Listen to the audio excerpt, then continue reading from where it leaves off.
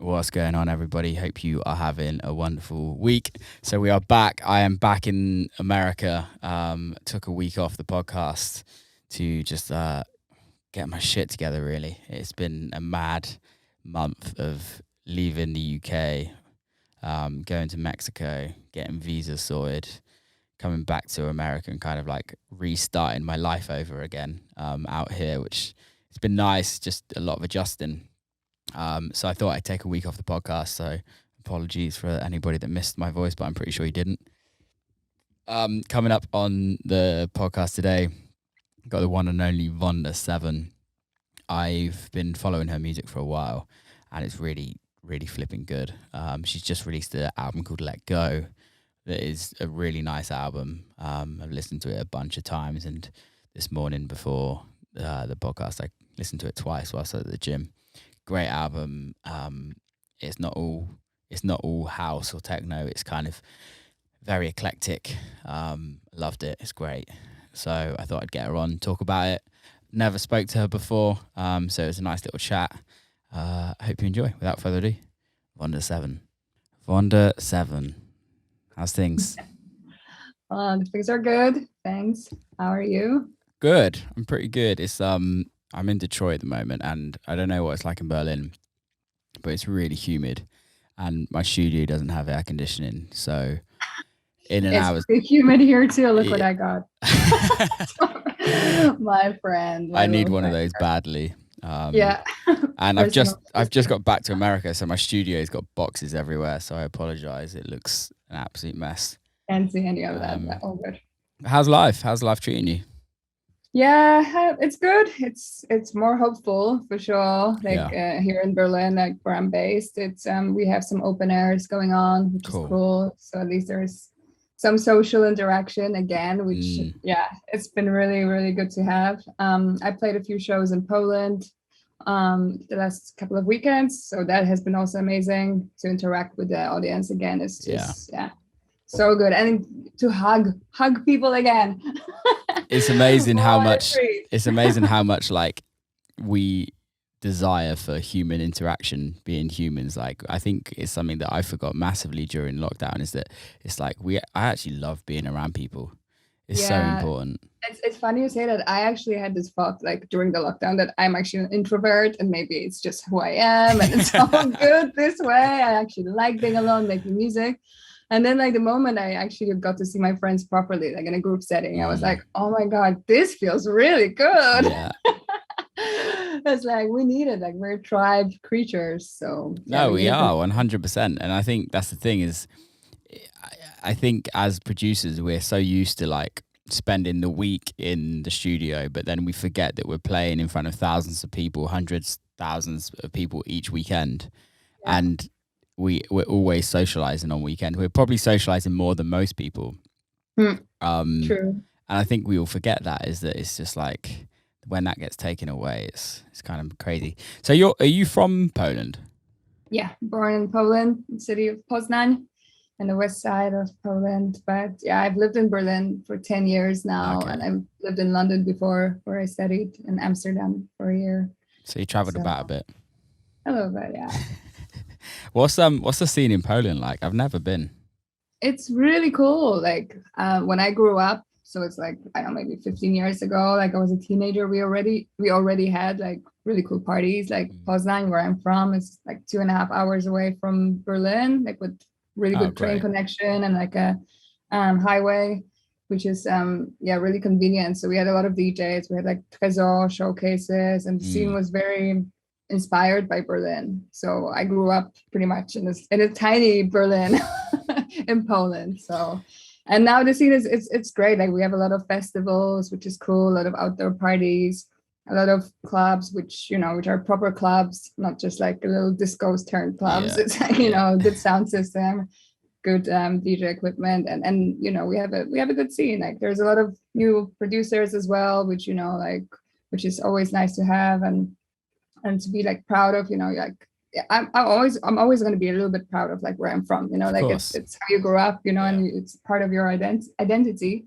But I also don't want to be like like crazy nationalistic Polish.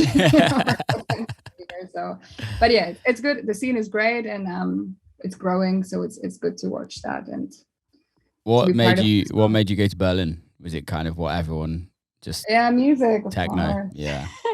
Not just techno, but it's like the city itself, like it's just very free. You know, there's no like there's no, I don't know, no pressure. Like you don't feel pressure to be in a certain box, you know, like in Poland or like any other, I guess, country or city, you know, if it's a bit smaller, you feel this pressure of society to be a certain way, to fit in.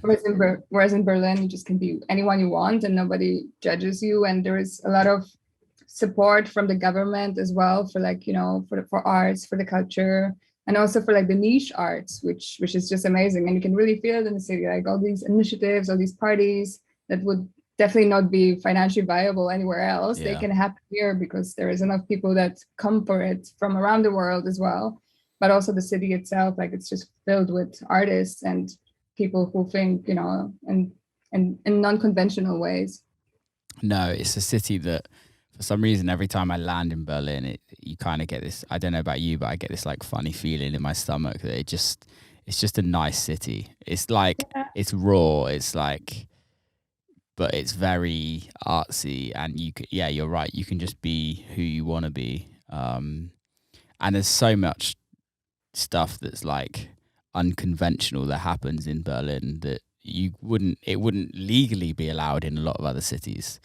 A lot of other countries, and I think it's just an amazing to kind of have a place like that on this world that people can just be like fully free.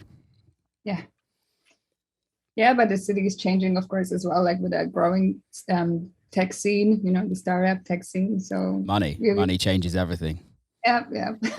But in a good way as well. Like at least we have like nice restaurants finally, you know. The Berlin food scene was never that great, let's be honest. But I watched a documentary, and before World War II, Berlin was like one of the most forward-thinking food cities in the world. And then obviously the war happened, and that kind of stopped. So I've got a feeling it will get good. I love food. I've had some great dinner in Berlin. Actually, went to this like noodle house. Oh, I'm going for noodles today. What was yours? I can't remember. It was like a Szechuan noodle place. I'm going to a Szechuan noodle place tonight. Actually, it's called Wenchang, I think. And was it? I've got to Google this because it might be the same place. It might be a new one. But if you know a good one, let me know, because I love like Szechuan food. Wenchang, Berlin. It was in like the whole like room, the whole restaurant was tiny, and I think it was this place. What are the odds? Funny. And it was like all white, like inside. I haven't been to this one yet, so I cannot. Let me see if it is that Wenchang. Sorry, anybody that's listening, nobody's really interested. Nobody really gives. I think this is the place that I went to. Oh, how funny! Yeah, I promise everyone that there's more restaurants in Berlin than this one. No, I actually do think this was the place. It's really good, and cool. I love Szechuan. Yeah. It definitely was the place. Definitely. It's very good. Then. Yeah. But I like it. It's a city that's like, it reminds me a little bit of New York, but not as built up. Like how the scene is, and maybe how New York used to be in the 80s a little bit. Where kind of like everything goes. But I love your music, and I've been listening and playing to your music for a while. Thank you. And you've just released an album called Let Go. Yeah. Was that like had you always planned to do an album, or was it like lockdown happened and you're like, let's just write a shit ton of music? Well, it's both for sure. I mean, I always wanted to do an album. I have been like experimenting with my vocal for quite some time, and I've always been into like various styles of music. It's never been just techno or just, you know, dance floor music. I've listened to so many bands in the past, and I like this this element to music to make it like more melodic and also like a bit more songwriter based, I guess. So it's always been there, the idea of writing something more around this style of music, and lockdown just made it possible because you know I had more time to write this kind of music and also to reflect a little bit more and to write something like a body of art, I guess, or body of work like that is a little bit more consists of like certain tracks that go together. And I also wanted to like kind of like make this milestone for my label and just showcase some of the works that I've done in the past and put them all on like a physical record. Yeah. So some of the tracks were released before, but just digitally, and I just felt like they kind of like tell the story that has been like, you know, important to me, and I want to kind of close this chapter as well. And like the album kind of helps you with that, and also like on a personal level, it just felt like it was like such a almost cleansing experience. Yeah. And yeah, it's just nice. Like it's nice to like build something and have it like on a physical record and like take care of the design of it and just tell your story and this in this way. So yeah, the only problem was that it's just been so delayed because of the manufacturing problems. It was actually supposed to be like out December last year, and it was like 2020 finishing 2020. Yeah. That all kind of like fit together better in my head, but what can you do? You have to let go of certain things and let them happen the way they happen. The vinyl pressing plants at this moment in time are just, we need more of them. There's like, I'm doing a vinyl for my label. I do a vinyl at the end of every year, and we planned it in February, and we're like we still don't know if we're going to get it by the end of the year. And you're just like, yeah, it's mad. It's mad. It's literally mad. So yeah, I'm not sure. Like we were supposed to do remixes on vinyl as well, but I'm reconsidering it now because like they wouldn't be there until like October, November, and then I'm like, oh, is it even still like relevant by then? You know. It's such a shame that though, because it should be relevant, but in the day and age that we live in, is that things just kind of get forgotten about very quickly. Yeah, true. But I think albums maybe are a little bit different. Maybe, I don't know. I think it depends on how much you kind of build around the album. If you build touring around it and you kind of like spend a year actually promoting it and kind of it's tough. Albums in dance music are tough, or in electronic music, it's very different to it. How was the transition for you? Like, because I really want to write an album myself. I really want to do it, but every time it's like, well, it's not gonna do this, you've got to do that, blah blah blah, and there's so many people in the back scenes that like want to kind of poo it down, and you're just like oh, just let me just fucking write some music. But like, what was the process for you on like, okay, I want to write an album, did you go like, okay, I want to write track 1 first, I want to write track, did you do it that, or were you like how I wish it was that easy, but no, it's just like, I think that I had some tracks that were like not completely like dance floor unfriendly, so it's like the album is still a combination of, you know, my past sound and the sound that will be also a future sound, because I'm not like saying goodbye to the dance floor, you know, or anything like that. I'm still a passionate DJ and I want to continue, but I just wanted to add to my offering, you know. I just wanted to showcase my art in a different way, like, which is also close to me. And so it was a bit of a mixture, and the album is a bit of a mixture of songs you can listen to at home that are maybe a little bit deeper, you know, a little bit slower, and the songs that you can also play on the dance floor. So I think there wasn't like a structure number 1, 2, 3, 4, 5. I had like 20 tracks that I sent to a lot of people. Yeah. And I was just getting feedback, and then based on that feedback and based on my own intuition, I guess, as well, like what fits together and what tells the story best, it just came about. But it was like at least 6 months of choosing and then writing another track that I was like, okay, this one actually has to go on album as well. Like, can we still make it? Like, this one is really good. So yeah. Did you enjoy it?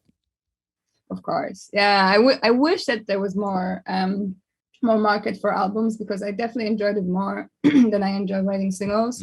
But as you said, it is a bit of a different way to approach things, and I think you need a really good strategy and Yeah. maybe not so many delays, then it's a little bit easier. And maybe not be like in the middle of pandemic where you cannot really organize a proper tour around it.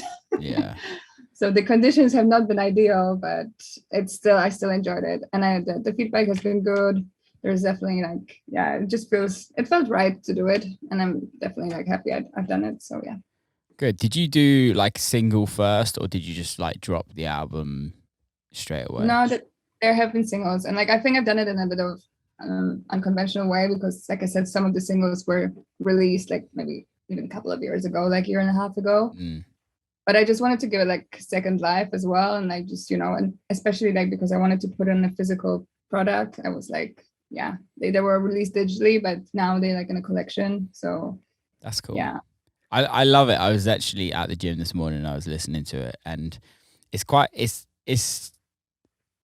short. It's like 34 minutes, which is like strange in a sense when it's electronic music, but then you forget like we don't listen, or I don't really listen to electronic albums anymore, but I'll go listen to like a pop album and that's like 34 minutes. And yeah, the songs get shorter and shorter. It's crazy. Yeah, they get super short. And how did you do specific edits for streaming, or was it like that is like the records I'm making a 3.5 minute record? Like how did that work?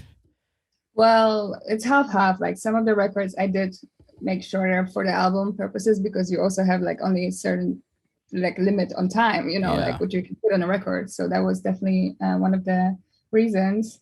And yeah, obviously that we get asked by streaming like platforms to make the radio edits for the tracks. So that happens too.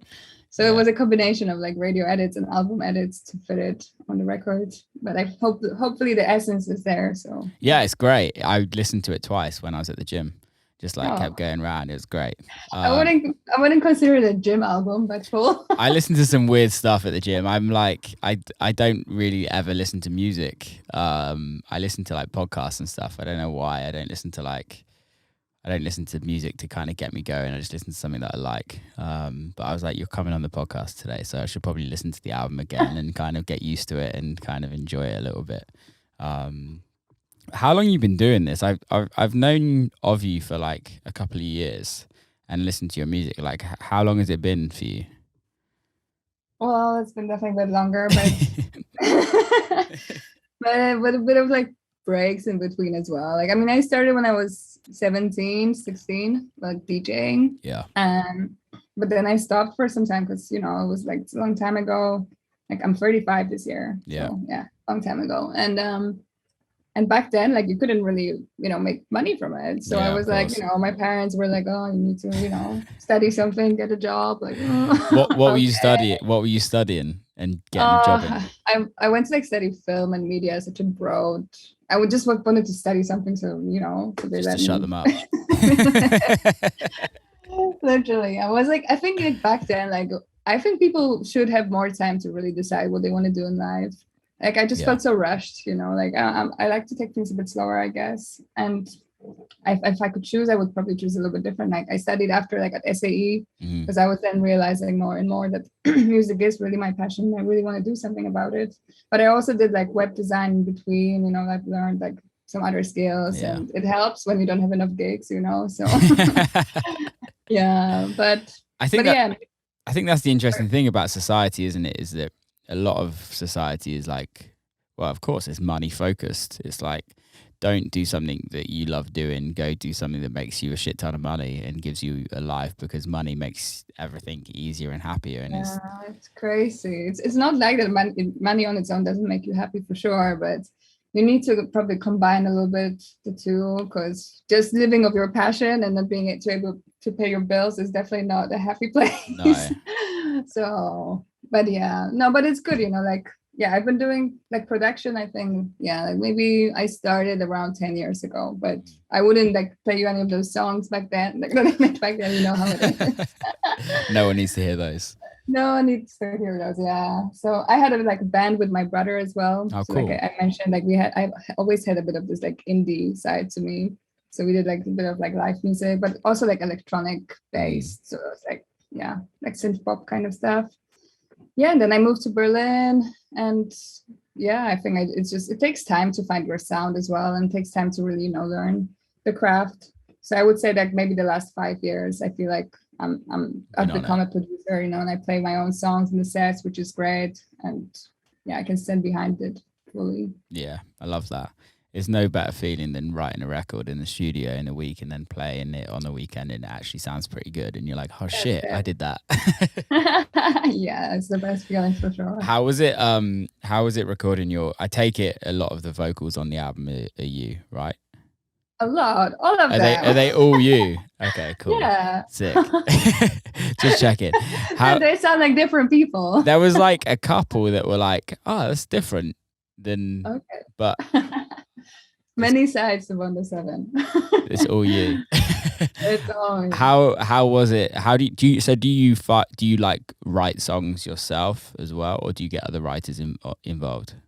No, like it's all myself, but cool. I do like collaborating with people. So I did enjoy it when I was in LA just before the pandemic. I hung out with some of my friends there, and we did like a few cool collaborations. In Berlin, like it was a little bit difficult to meet up with people. Everybody was a little bit like cautious, but hopefully that will change soon. Like, yeah, I definitely like it. I mean, it's always like in every like, friendship or relationship, some of the collaborations work and some don't, Yeah.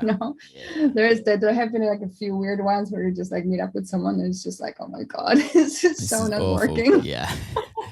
It's just down to who's willing to say this sounds terrible. Let's just go get some dinner or something like that. Let's just leave.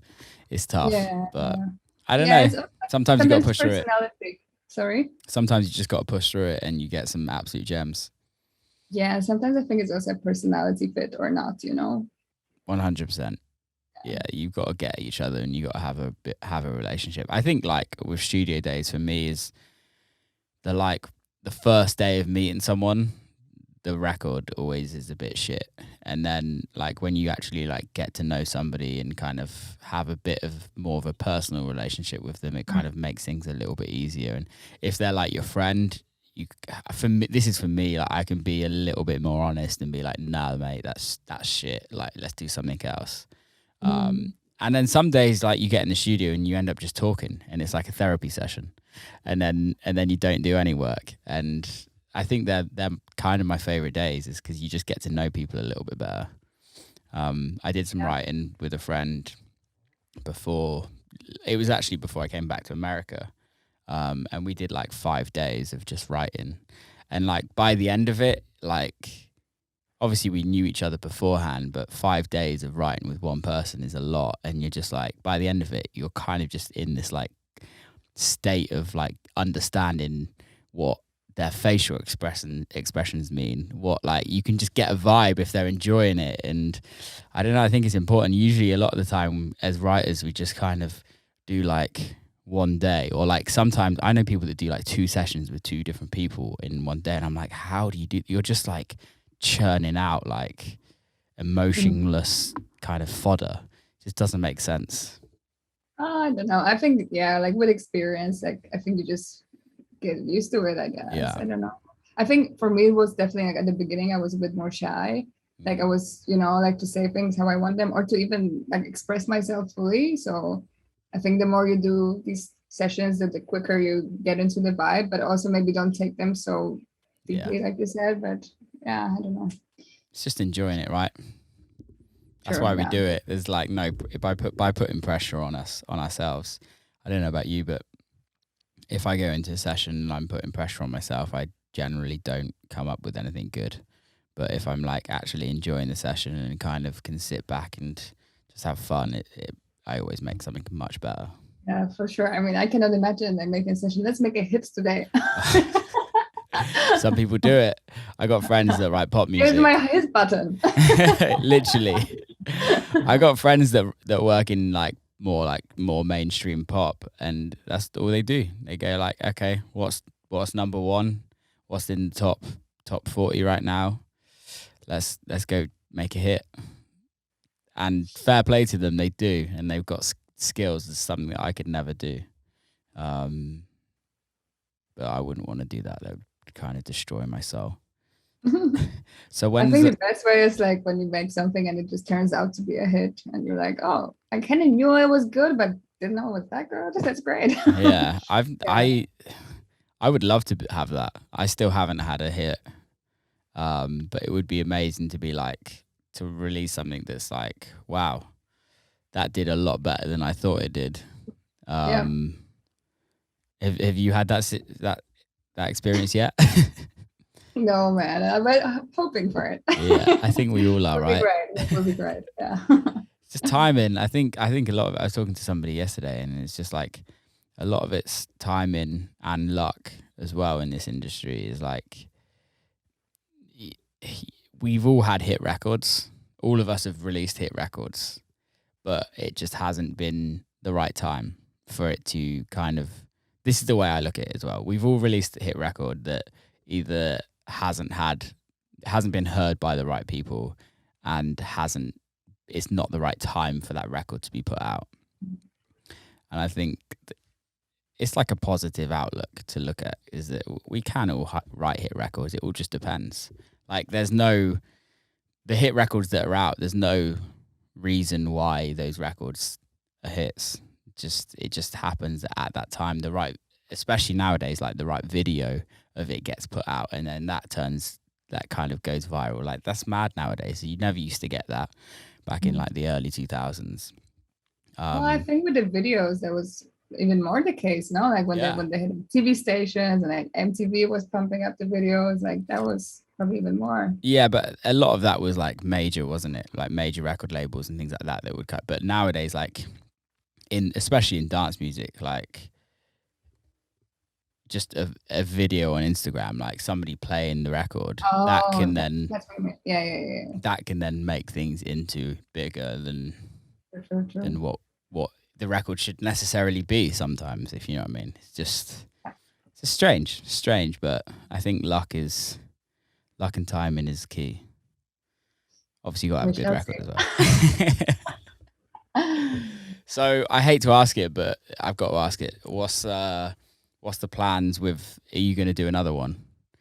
Or are you literally just going to be like rolling this one out and just enjoying the process? Or are you like the type of person where you're like, okay, this is out now, we're promoting it, but I also have to start writing something else? Do you want to become like more of an album artist than just a single artist that most of us DJ producers are? Well, I don't know, to be honest. Like I'm just like writing it as it comes right now, and it's been a really cool process to write it, and I'm enjoying that it's out now. But I'm also kind of like tired of it. It's been so long in the works and so delayed. So I'm just like I'm a little bit done with it, to be honest. Like in a way that I've listened to it so many times, and it was, like I said, it was taking so long to get it out. So I think I'm ready for new music for sure. And I have been writing again, which is great. And there is still time for it. There is not that many shows, there is still like a bit, everything is uncertain. So, but yeah, I mean, I've also like signed with Andruna Deep, and I'm planning to do more like single based releases with them as well, which is cool because it's like still a sound that is close to me, but it is a little bit more dance floor oriented.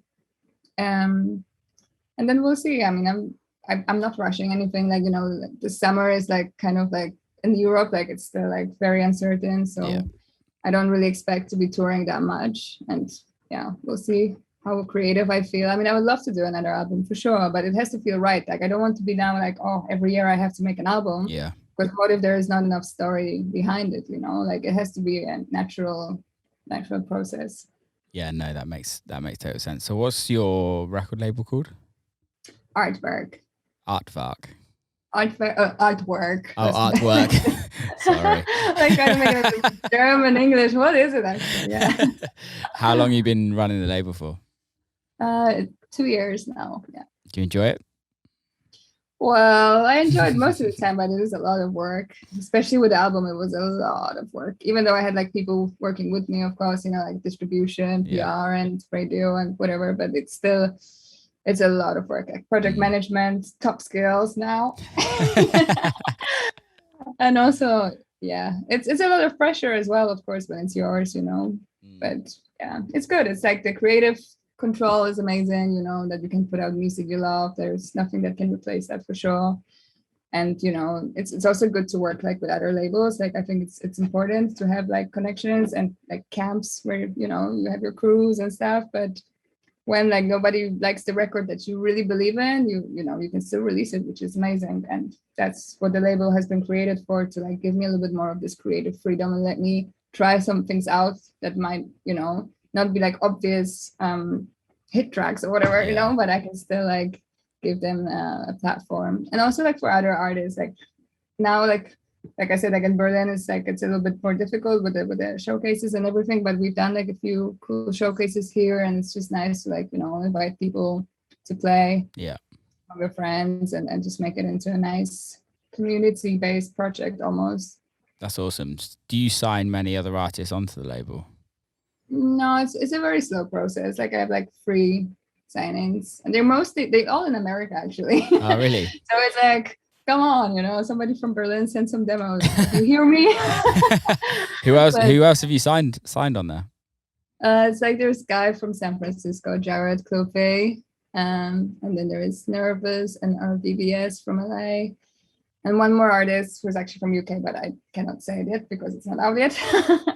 And then I always have like cool remixers. So I have like, of course, some remixers like here from Berlin as well. Yeah. And another remix package will come out, so you can check it out soon.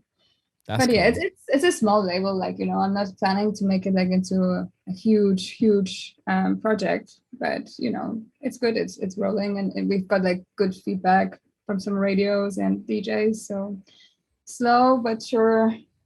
And yeah, I think that's a nice way to do it though, isn't it? Because then you actually like have full control over everything. There's a lot of labels that start of artists that are like pretty big artists, and they start a label and it's just churning out music just because they want catalog, and the catalog is just to make money, and there's no real artist curation in the record label. And I think some of the best record labels out there are literally like artist led, and not just signing music. It's the same with my label, is that I haven't signed anyone yet because I just haven't found the right music that I really, really, really love. And I'd love to. I want to have a crew of people. I want to have like 4 artists on there maybe, and we can all tour and we can all have a laugh and kind of build a family. But the right music has to come along before that happens. But I just need to start searching for it, I guess. How do you find the music? Is it just people sending it to you, or are they your friends that you know? Like, how does it work? Yeah, like I said, I'm like, it's not such a big roster yet, but Jared, like he sent a demo. I get demos sent, which is cool. But then on Nervous, on NRVVS, like I found him like on SoundCloud by chance, and I was just like, hey, I really love your tune, and we just started chatting, and then he's like, oh, I have some more, because I really like the edit he did of something, and it just happened naturally. And for remixers, it's usually as friends, so at least if I don't like, I also don't always feel confident enough, like my label is quite small, so I don't want to like go to like my big producer friends and be like, hey, do you have any tracks for my label? It should it should happen naturally. If they ever like show interest, and like of course like the doors are open.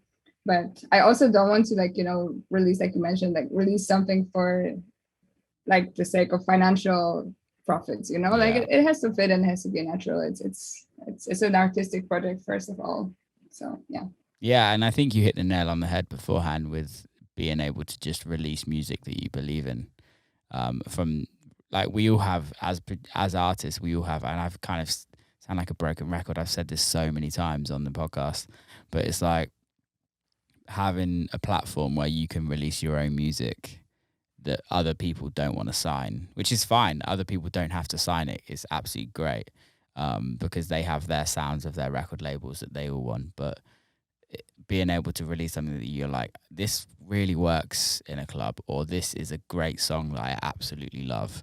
Like, the world need to hear this, and whether 100 people or 100 million people hear it, it doesn't matter. I just want this record to be out. And I think being able to have like full artistical kind of power and control is just so much nicer than kind of dealing with other record labels and having to deal with their release schedules and kind of fit in with everything that they're trying to do. Yeah, I think it's healthy to do it this way, but I also wouldn't recommend. I mean, I'm not planning to only focus on my label. I think it's still also healthy to work with more established labels and to also get feedback sometimes on your tracks, you know, and like to grow as an artist. But when you believe, like you said, when you believe in something fully, and they might not agree, but you are like 100% sure that it's a good record, and it's healthy to have that platform too. Why do you think being on other labels helps? Well, of course, because of, you know, the experience they have and like how long they've been running for and like the audience they've built. You know, it's just like, for example, with Anjuna Deep, like they have like such a huge community, and they just welcomed me so nicely. Like, you know, I've done like 2 mixes for them now, and it's just like I could see like all these fans coming, you know, out of nowhere, you know, following me, and it was just it's the community they've built over years. Like that's something you cannot like, you know, get overnight. So, and to be like welcomed into it nicely and with the right sound as well, because like I didn't change anything in my music, you know, it's still very much me. It's just it fits. And and of course, like, you know, they have a big team behind the label, so there's a lot of people who work on it, on the success of the label, and that's something that I don't have like in my small label yet, at least. Anjuna have this crazy fan base. There's only a few record labels out there that I personally feel that have what Anjuna do. But Anjuna's like their fan base are on another level. It's mad what they can do. I went Nora and Pure was in Detroit the other day and did a show, and I think she did a few things initially on Anjuna, I think. But her fan base is very similar, and she's huge. And now she's doing everything on herself and releasing everything by herself, which is amazing. But she's huge, and she just like kills it. And that comes from a record label that's had an amazing fan base. I think it's definitely important. It's definitely important to kind of build that fan base. But then also I think it's also important to kind of grow your own and have that with your own label, and kind of have that as a goal, is just to be that one day, maybe. Sure, hopefully. So are you planning on releasing any more records for the rest of the year, or are you just holding off on album promo and kind of pushing the album? We'll see. I mean, like, there's gonna be another single coming out actually. But you know what? I'm not gonna like announce anything, because I hate to announce things and they don't happen then like how it was planned. So just follow the social media and you'll see what's happening when it's happening, because with Corona, I just don't want to say anything. But there is more music coming. So that's cool. That's for sure. So when have they announced in Berlin or Germany when clubs are fully open? No, I think like the prediction is for October. For now, we only have open airs, but I'm not sure. Like this is changing every week, so don't quote me. This podcast comes out on Tuesday next week, and technically yesterday, Monday the 19th in the UK, we've fully opened everything, which is amazing. And in America, everything's fully open. Like, you only have to wear masks on airplanes and airports. It's kind of crazy how like different countries are doing different things. And like, but it's hard to get to America. Like, it's still not allowed technically to fly to America, which is strange. So you can. What you have to do is you have to go via a different country. So I had to do 2 weeks in Mexico. Oh, okay. So you do 2 weeks in Mexico, and then you're allowed. Technically, it's the quarantine time. But it's Mexico. No one quarantines in Mexico. And there's a lot of visa issues going on at the moment for America. I know a lot of like friends that just can't get their visas renewed and things like that, which is a nightmare. Yeah. But there's ways around. There's ways around it. I hope I'll find them. Well, I'll let you know after the call. I'll put you in touch with some people. I got put in touch with this. I I probably shouldn't be saying this on the podcast, but it doesn't matter. Fuck it. I got put in touch with a lawyer. So I have a lawyer that does all my immigration stuff, called Jeannie. She's amazing. But we couldn't get an appointment to renew my visa, which meant that I would have had to have stayed in America until March next year, because my visa would have ran out, and I can't stay in America till that long because it's just ridiculous.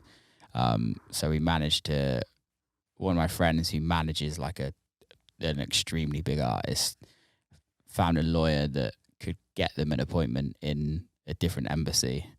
And so, yeah, we kind of got that sorted, and it cost a bit of extra money, but it's worth every penny of it, really, because now I have a full visa for 3 years and can go back home whenever I want, if that makes sense. Yeah, lucky you. Yeah, I'm super lucky. It was literally like the most stressful time. I was in Mexico for 2 weeks, and we actually organized. I got in touch with this lawyer like when I was in Mexico, and one of my friends from the UK came out to visit me, and we were just at the airport and just about to fly somewhere where we were about to just chill for a week. And I got a call from my manager, was like, we've just had an email from the lawyer. You've got an appointment tomorrow morning in this city. You have to change your flight and you got to get there. And it was like, okay, we got to get it done. But it all worked. It felt a bit dodgy, but there was nothing dodgy about it. It was just, we just got an appointment somewhere and it kind of worked. Sounds a bit like a movie. Hey, literally tomorrow. It was literally like we had an email and it was like, your appointment's at this city at 8:00 tomorrow morning. And then it's like a 3-step process there. So you have like one interview that takes photos and your fingerprints, and then you go to the embassy and do the embassy appointment there, and then the next day you get your visa. And it was just like so surreal, because usually it's like a really long process. Usually it takes a while and everything like that, but we'd been approved and everything beforehand. But usually it takes, in the UK, it takes like a week to get your passport back, maybe sometimes 10 days. But here it was like, you go in, you say your name, they ask you a couple of questions, and then they're like, cool, pick it up tomorrow. And I'm like, sick. This is so easy. But yeah, I'll let you know those details after, because it's fucking worth it. Do you tour much in America? No, but we're just trying to get my first tour, but the visa is a problem. So. Do you have an agent over here? Yeah, well, we can talk about it after the call. But yeah, I'm working with someone. Okay, cool. I'm literally texting my manager now. 1 second for next year, because we're planning tours next year, and we're looking for artists to come on with it as well. So I've just added your name to the list if you wanted to. Thank you. Smooth. Yeah, because it's like, if you're doing Anjuna stuff as well, that following in America is huge. You can do some big stuff over here. Yeah, hopefully. I mean, I love the sound, and I just, like I said, the community is just so nice. Like, even like, you read the comments after the podcast, and it's just like, oh, people are just so sweet. Yeah. I want to eat you all with a spoon. That's amazing. I love that. Let's wrap this up. So how can people follow you? What's your socials and all of that? Sure. It's VONDA7, Instagram, Facebook, SoundCloud. Just simple, type in VONDA7, you'll find the music. Spotify as well, keep those streamings up. Yes. Yeah, go check her out on Spotify. What's the album called? Let Go. And it's still on vinyl. There's still some copies available, so if anybody's interested in a real product. Where can they buy the vinyl? Well, Bandcamp just sold out, but I will have some more copies next week, hopefully. So HHV, Dex, and Juno are, I'm sure everything's on your social media anyway, isn't it? Exactly. Cool. Thanks so much for coming on. Keep in touch and keep making amazing music. Thank you. Keep safe. And that is a wrap. VONDA7 in the house. Big thanks to everybody listening. Go share the podcast, subscribe, Do all the good things you know you want to. Keep safe and see you next time.